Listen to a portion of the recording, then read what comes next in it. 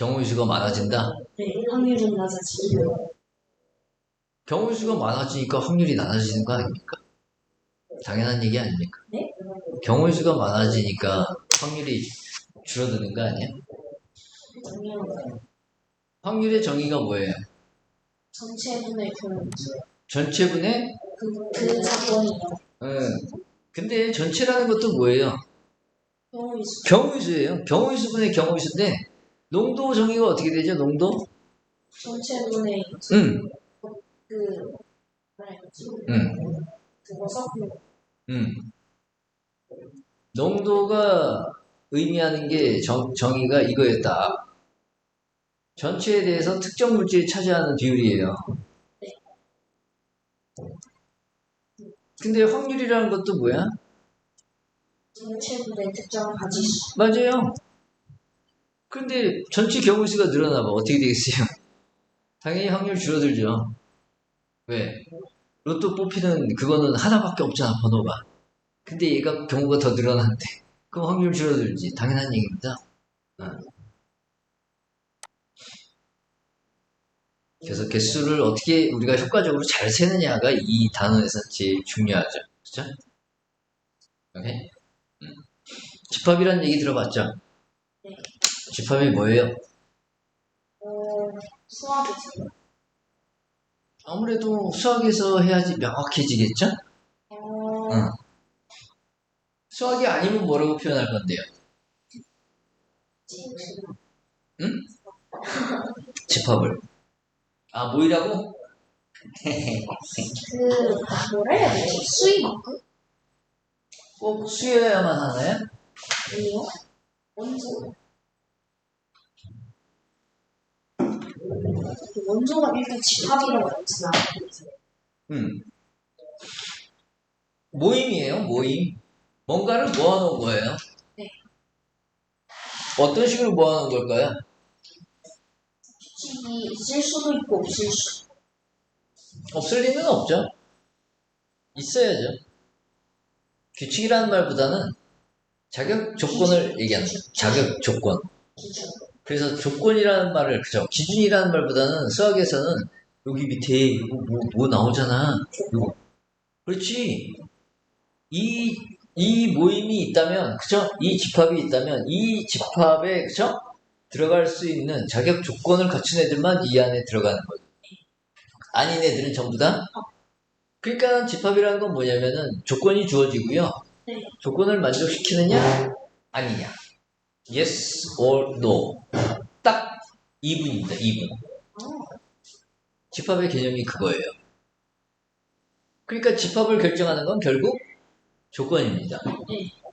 조건에 의해서 집합이 결정이 날 수밖에 없다는 건데, 그쵸? 그 조건이 명확해야 되지 않을까요? 조건이 명확하지 않으면 이상해지겠죠.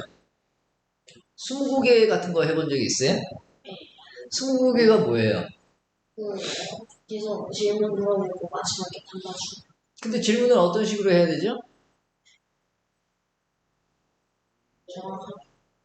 어떤 식으로 정확히 해야 돼요?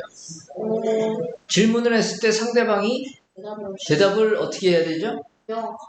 명확하게 어떻게?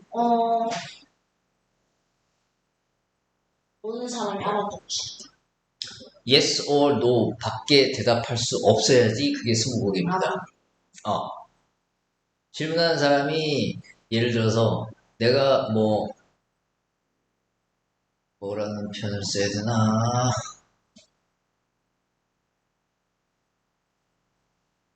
예를 들어서 무생물인가요? 이런 질문을 할 수는 있어요. 그쵸? 근데 이상한 표현, yes or no로 표현할 수 없는 물음이라는 게 어떤 게 있을 수 있을까요? 어디에서 살 수 있나?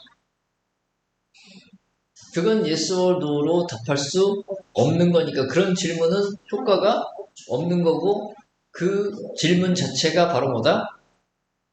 조건입니다. 네? 조건. yes or no 안 되는데요? 아니. yes or no로 이렇게 할 수 있는 걸로. 그죠? 그러면 준이가 뭔가를 맞추기 위해서 질문을 한다는 얘기는 무슨 말이냐면요. 그 녀석을 찾기 위해서 조건들을 일일이 나열하는 거예요. 그러면 yes or no, yes or no 하면서 결정이 나는데 20가지잖아. 20번 물어보면 yes or no에 의해서 나타날 수 있는 총 경우수가 몇 가지가 나올까요? 20점. 220승이면 거의 100만이 넘죠? 그러니까 우리가 일상생활에서 생각하면서 스무고개를 하면서 떠올릴 수 있는 게 100만 가지가 넘지는 않을 것 같아요. 넘을 수도 있겠지만. 네. 그쵸? 그럼 우리는 거기서 다 채를 쳐내는 거예요. 처음에, 그죠? 생물이냐? 무생물이냐? 이걸로, 그죠? 한띠. 반. 네이버 검색도 마찬가지입니다. 상세 검색을 하게 되면, 그쵸? 저런 식으로 검색을 해줘야지. 이 찾는 폭이, 그죠? 그러면 하나의 조건을 만족시키는 애들보다 2개 이상의 조건을 만족시키는 애들이 어떻다는 거야? 저쪽. 좁아진다는 거죠. 그쵸? 그래서 우리는 그걸 교집합이라는 표현을 쓰거든요. A라는 조건도 만족시키고 B라는 조건도 만족시키는 애들이 있을 텐데 그 중에는 A 조건, B 조건 둘 다 만족시키는 애들도 있을 거예요. 그쵸? 거기 벤 다이어그램이 보이죠? 이거 좀. 그렇죠. 그럼 어떤 집합은 조건에 의해서 결정난다고 했고, 그쵸? 네. 그럼 그 조건이 많아질수록 조건이 더 까다로워진다는 얘기입니다. 조건이 까다로워지면 까다로워질수록 집합은 점점 좁아지면 좁아졌지 넓어질 일이 없어요. 넓어지면 가능한 게 아니고. 자, 여기 재밌는 표현이 하나 나와요. 이런 기호는 자주 봤을 텐데 앞으로도 자주 쓸 거기 때문에 약속을 좀 해놔야 되겠죠.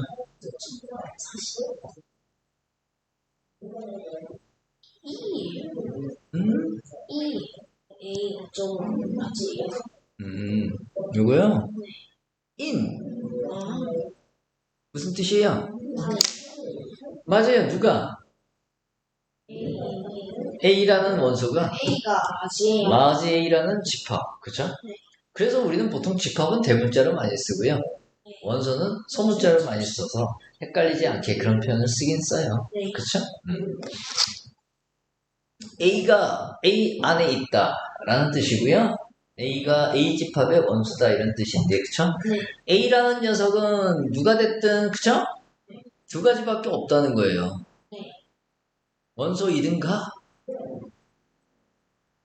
아니든가 밖에 없다는 거죠.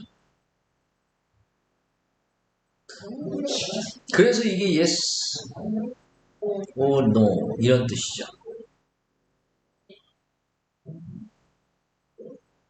그러면 우리가 하나의 조건에 의해서 집합 A가 결정이 날 거 아니야? 네. 그러면 그 나머지 뭐라 그래요? 조건에 안 맞는 애들, 밖에 있는 애들일 거 아니야? 네. 그 나머지를 우리가 여집합이라고 합니다.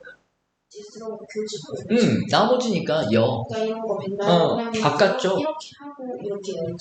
그렇지, 그 이게 바깥쪽. 여집합. 여집합. 그럼 우리는 항상 집합 A를 기준으로 생각할 이유는 없어요. 우리는 이렇게 해도 돼요. 이거를 A의 여집합이라고 하면 A는 뭐겠어요, 그럼? A요? 이 바깥 부분이 A가 되는 거예요. 그게 A가. 얘는 A를 만족시키지 않는 애들을 A의 여집합이라고 표현하거든. 안에 A요. 그러면 이 바깥에 있는 애들이 A를 만족시키는 그런 애들이란 얘기죠. 이게 신기하게도 넓어지고. 넓이하고는 크게 생각할 필요가 없는 게 여기서는 지금 가지수가 많다고 그렇지. 해서 넓이가 높고. 그렇지. 몇 개가 있느냐가 중요한 거지. 그 넓이하고는 아무런 상관이 없다는 거죠. 그쵸? 그러면 이제 우리는 집합에 대해서 표현을 할 생각을 좀 해야 되는데, 그치? 네. 그런 표현법이 많다는 거예요, 지금 여러 가지. 그쵸? 원소를 직접 일일이 하나하나 다 적는 원소 나열법이라는 것도 있고요. 그 다음에 거기 조건제시법이라고 그랬죠? 아까 우리가 말로. 하나의 조건이 딱 주어지면 그 조건을 만족시키느냐 아니냐에 의해서 결정이 나니까 가장 명확한 방법은 조건제시법이 맞을 거예요. 그쵸? 음. 그리고 또 다이어그램을 이용하는 경우도 있어요. 그렇게 그림으로 다이어그램으로 이용하는 경우도 있고 아니면 우리는 경우에 따라서는 집합의 개수가 많아지는 경우에는요. 그쵸? 표를 이용해도 돼요. 표. 네, 그 뭐냐. 저는 수열 있잖아요. 수열이라고.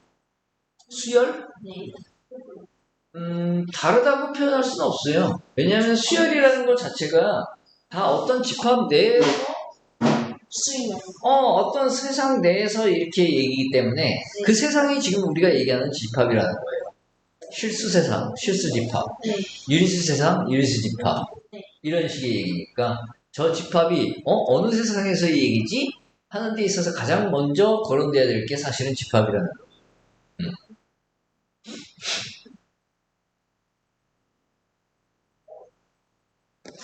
자, 그러면 그러냐 안 그러냐의 얘기다 라는 겁니다. 조건 하나하나가 주어질 때마다. 그쵸?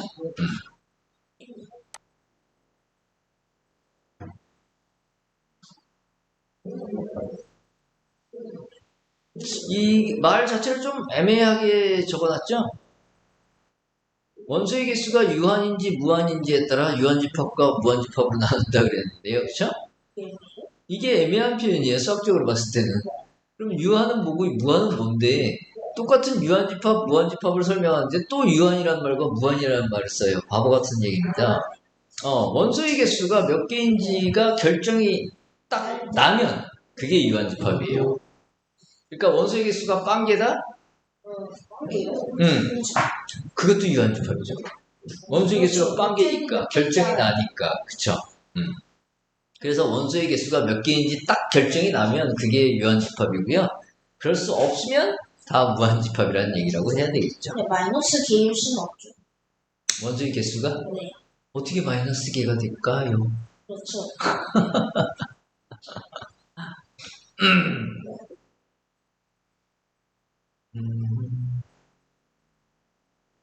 이게 몇 개인지가 결정이 안 난다는 게 문제예요. 그쵸? 몇 개인지가 결정이 나는 순간 그걸로 끝납니다. 그리고 원소의 개수 있죠? 원소의 개수는 이제 좀 더 간단해 보이는 게 뭐예요?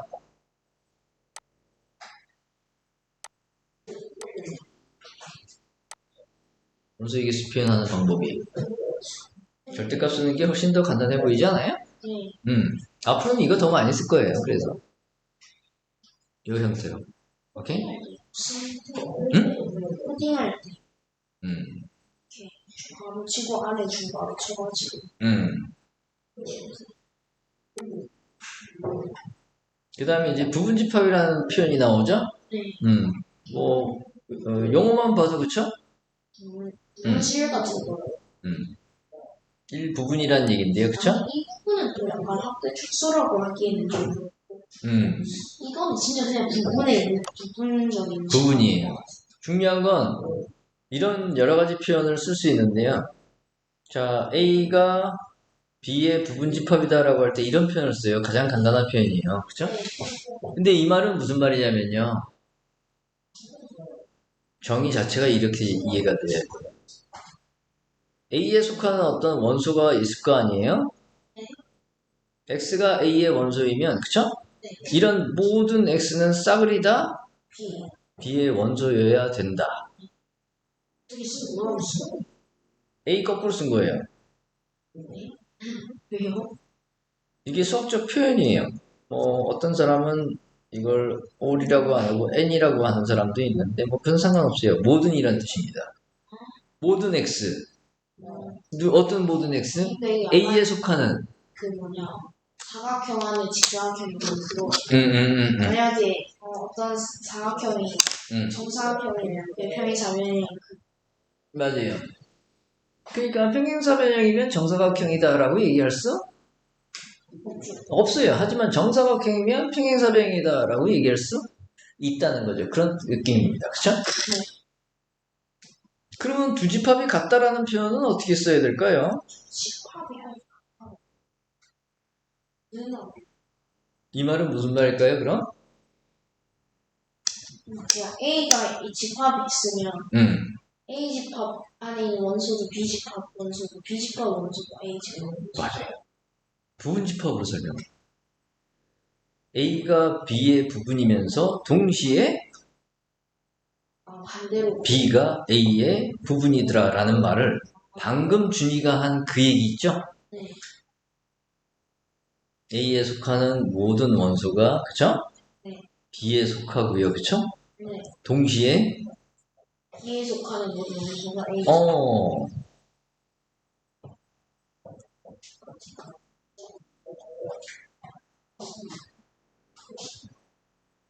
그러니까 아까 우리가 한 말은 이건 가장 간단한 표현이고요. 네.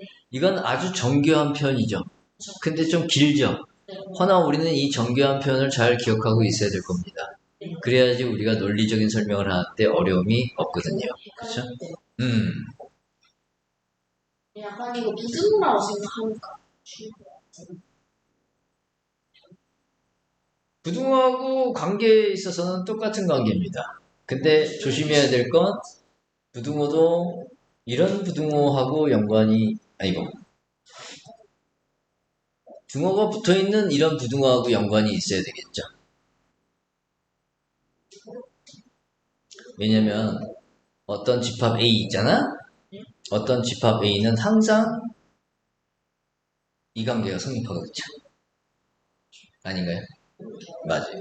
자기 자신. 그죠? 그러니까 이것도 등호가 들어가 있는 게 맞다는 얘기가 될 수밖에 없죠. 그죠?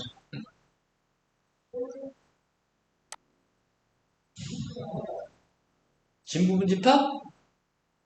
A가 B의 부분집합이긴 한데 B는 아니란 얘기죠. 똑같은 게 맞아요. 자기 자신을 제외한 나머지 부분집합을 얘기하는 겁니다. 그죠? 여기 그 얘기가 나오죠? A가 B에 포함이면서, 그죠? B가 동시에 A에 포함되면, 그죠? 당연히 서로 같다라고 하고 이렇게 씁니다. 그쵸? 거의 논리인데 다이어그램도 쓸 줄 알아야 되고요. 그쵸? 이거는 그거 할 때는 제일 근데 문제는 이게 항상 편하다고 볼 수는 없는 게요. 너무 복잡해지죠. 자, 아까도 얘기했지만 집합이 하나면 영역은 두 개로 나눠질 거예요. 그러냐 안 그러냐. 그쵸? 네. 집합이 두 개면 영역은 몇 개로 나눠질까요? 네 개로 나눠집니다. 집합이 세 개면 8개가 되죠. 네 개면요? 16개가 됩니다. 그 다이어그램을 아주 깔끔하게 한번 그려볼 수 있을까요? 4개요?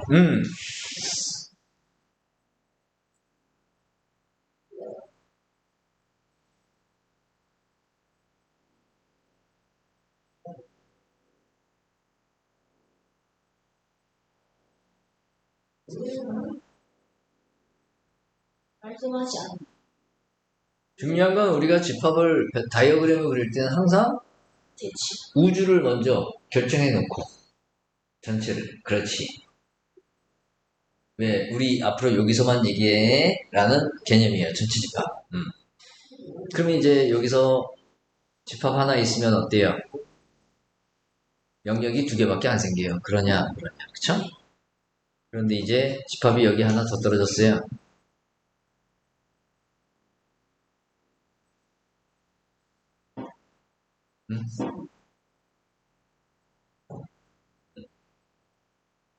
집합이 하나 더 떨어지면서 어떤 일이 벌어져요? 네.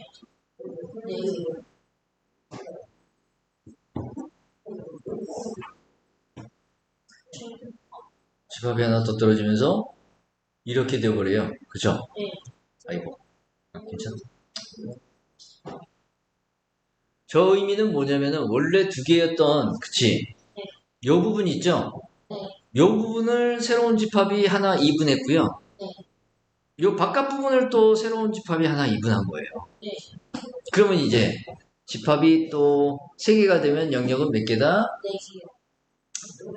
3개면 8개. 8개가 되는데 그 8개가 되는 이유도 뭐다?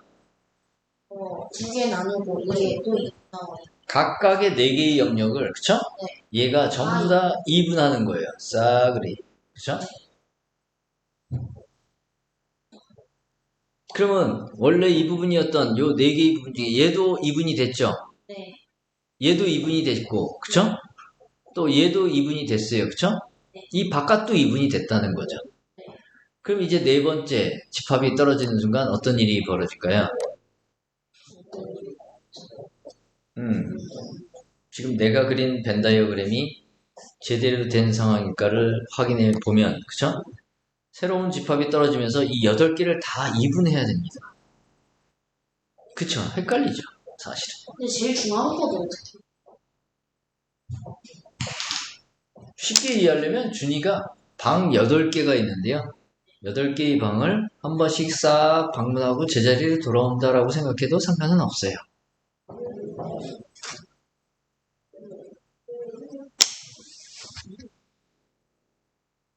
밖에서 시작은 해야 되죠. 어디서 시작하든 상관은 여기 안에 시작해도 돼. 상관없어요. 진짜요? 되돌아오면 돼요.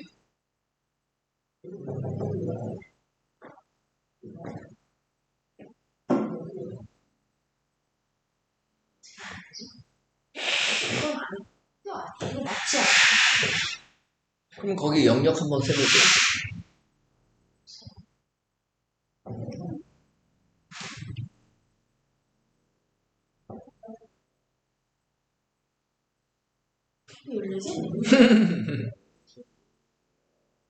원래 3개가 있었는데 어딘가가 영역이 이분이 안 된 데가 있다는 얘기나 마찬가지입니다.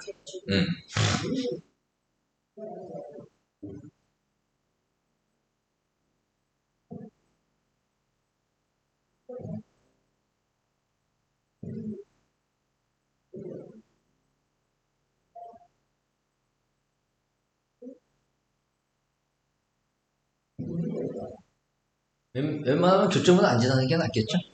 교점. 원래 있던 교점들은 안 지나는 게 나을 겁니다.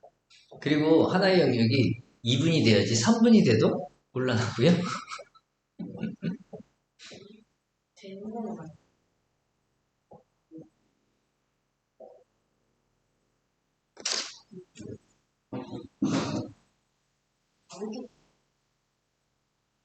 보면 이 방들을 하나씩 거쳐서, 그쵸? 근데 그냥 거침이 찌그러지던데. 되돌아오면 찌그러지는 거하고 관계 있나요? 없어요. 폐곡선이 뭡니까? 폐곡선. 밖과 안이 내부와 외부와 구분된. 그러면 이거는 폐곡선인가요?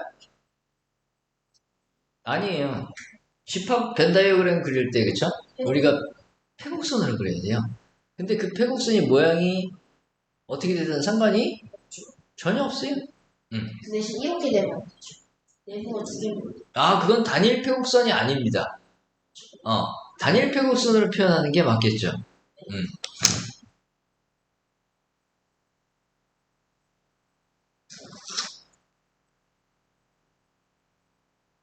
여기다 하나 적어놔야 되겠네. 단일 폐곡선이란 말로.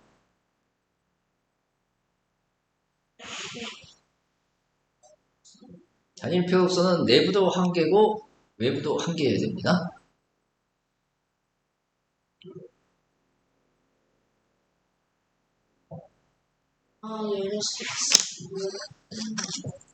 그러니까 우리는 이거를 갖다가 어떻게 해요? 그냥 8개의 방이 있는데, 그쵸? 그 8개의 방을 그냥 한 번씩 구경하고, 그쵸? 제자리로 돌아온다는 그런 느낌? 맞죠? 자, 집합이 하나 더 늘어나면 어떨까요? 오히려 더 혼란스러워져요. 네, 그치. 방이 너무 작아. 그러게, 작아지는 거는 사실 크게 우리가 뭐, 신경 써야 될 건 아니지만, 보기에도 좀 그렇고, 어차피 이 다이어그램의 좋은 점은 보기에 어때야 돼요? 편안해야 되지 않을까요? 그쵸? 근데 보기에 더 불편해졌어. 그때는 표가 더 낫다는 겁니다. 사실.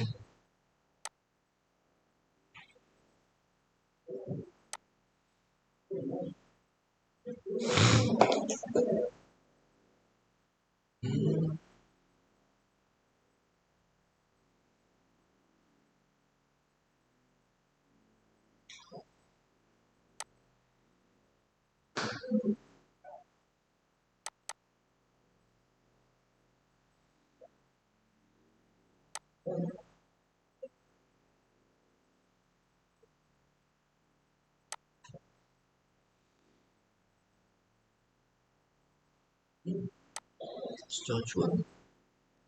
응? 뭐지?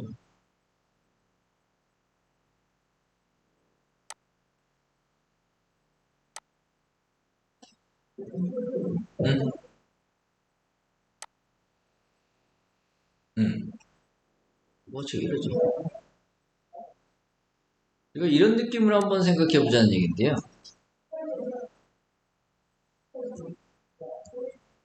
집합이 이렇게 여러 개 주어졌대요.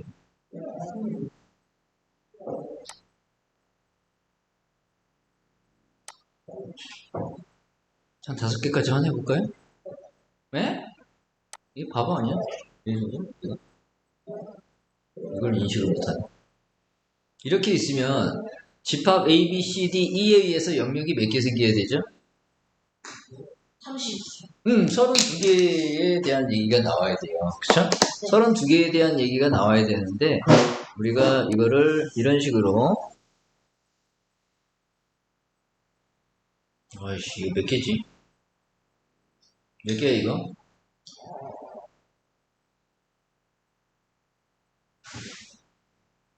딱 맞나? 16개 맞나요?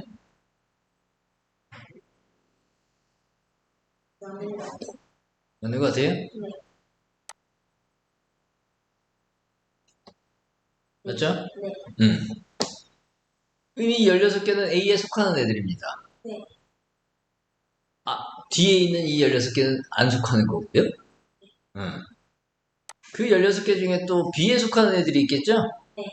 B에 속하는 애들이 또 8개. 맞아요. 안 속하는 애들이 8개 있을 거고요. 또 여기도 A에 안 속하는 것 중에 그쵸? 네. B에 속하는 애들이 8개 있고 또 안 속하는 애들이 8개 있을 거예요. 그쵸? 아닌가요? 한 번씩. 이해 안 돼요?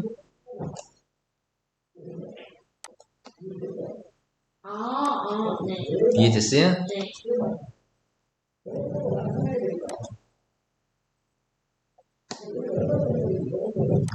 여기서도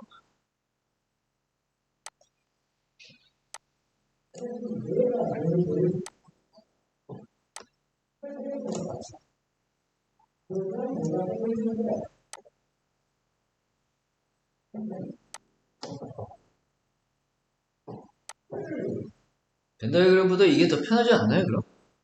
그렇긴 한데 음. 정확하게 해봤어요.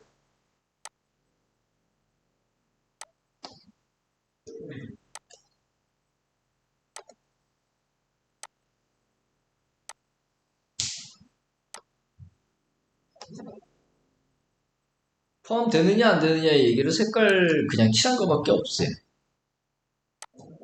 근데 두 번째 음? 자, 잘 보면요. 여기 있는 애들은 전부 다 A에 속하는 애들이고요. 이제 이해했어. 음. 이제 이것도 포함되고 이건 안 돼. 그렇지. 그 얘기예요. 이 36가지 중이에요. 그쵸? 이해된 겁니까? 네.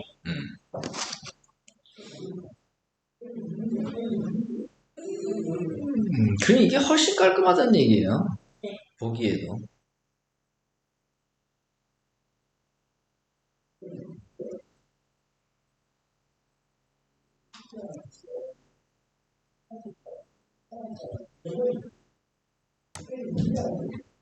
우리가 수학에서 and라는 말이 있고 or라는 말이 있죠? 네, 엔드는 둘 다 되고 오를 둘 중 하나. 근데 2개일지 3개일지 모르잖아. 그럼요. 그 중에 하나. and는 주어지는 주어진 걸 전부 다 만족. 그쵸? 네. and 의미가 그겁니다. A and B and C and 뒤에. D 이런 표현이면 그죠? 네. 제일 왼쪽 칸. 이게 여기를 의미하는 거예요. 그리고 이거를 우리는 이렇게 표현해요.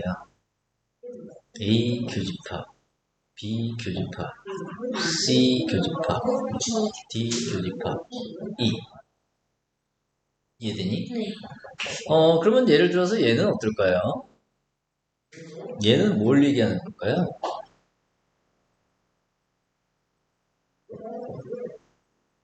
아,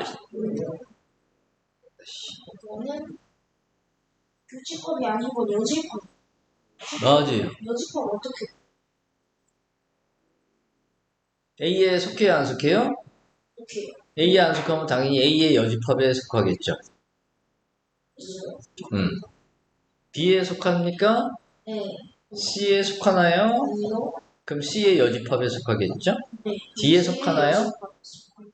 D의 여집합에 속하고 이런 식으로. 경우의식은 다 나타내. 그렇죠.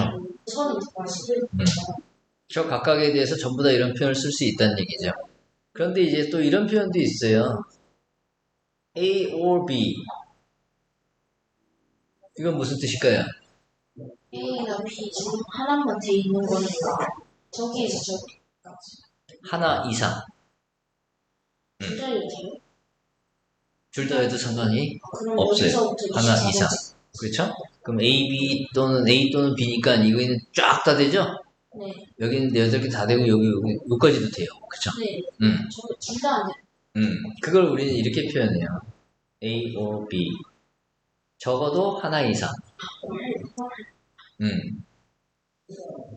적어도 하나 이상입니다. 그 얘기는 무슨 말이야? 오히려 둘 다 안 되는 애들 전체에서 빼는 게 더 편할 수도 있다는 겁니다.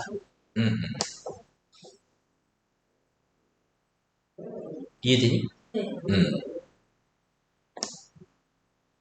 그러면 아까 집합 5개 그림, 4개 그렸는데도 그쵸? 지저분하게 막 보였는데, 그쵸?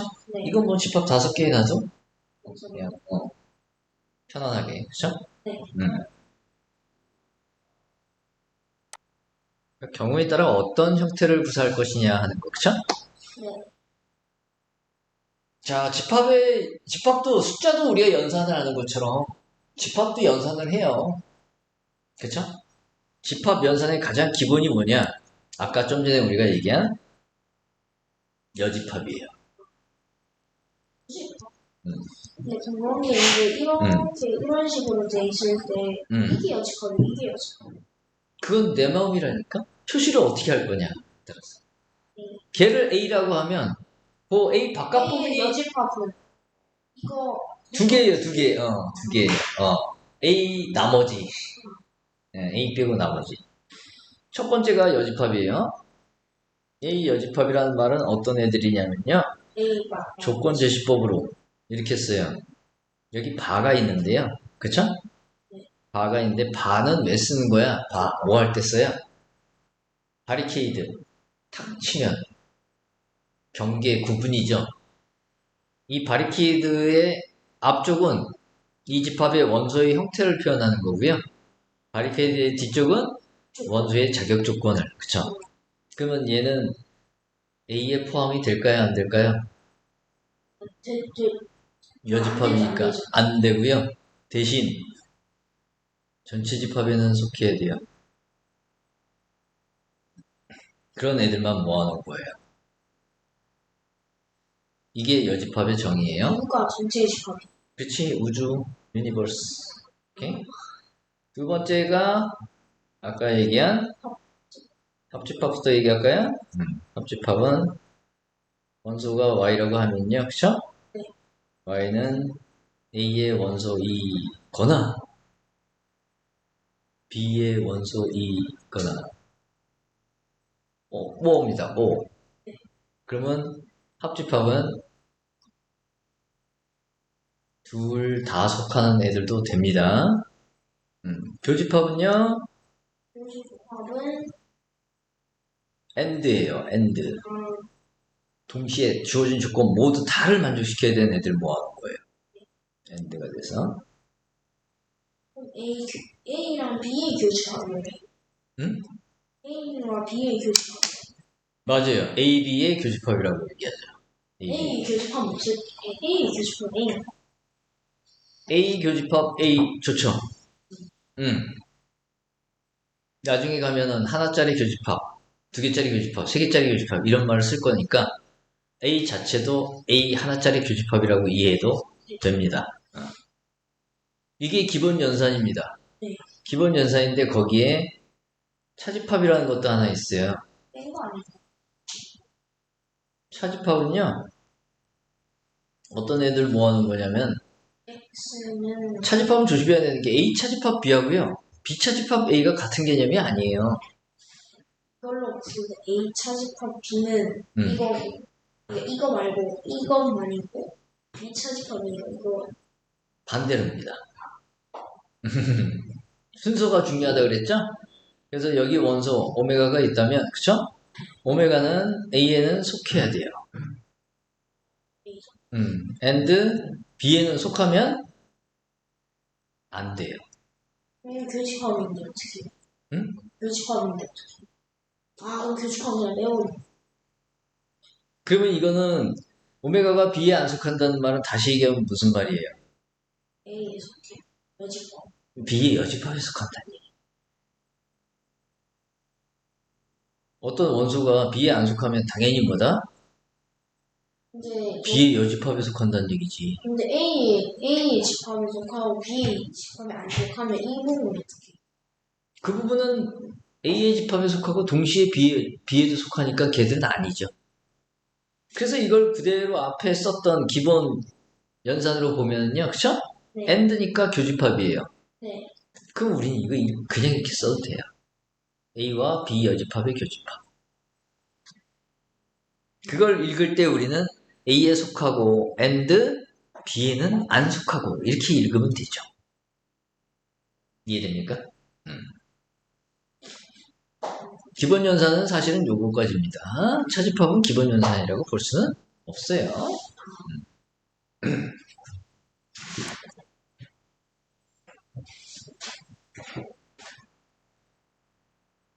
자, 그러면 여기서 요 부분이 뭐야?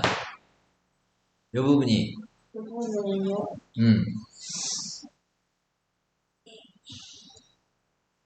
B 차집합이 맞아요. B에는 속하고 A에는 안 속하는 애들, 그쵸? 그리고 요 부분은 교집합. A 교집합 B, 그쵸? 요게 방금 여기서 얘기하는 A 차집합 B죠? 네. 요 바깥 부분이 여집합이니까 A 여집합 and B 여집합. A에도 안 속하고 and B에도 안 속하고 아니면 합집합 전체의 여집합. 오케이. 그럼 이렇게 써야 돼요. 합집합 가로치고 전체의 여집합. 여집합 어떻게 써요? C.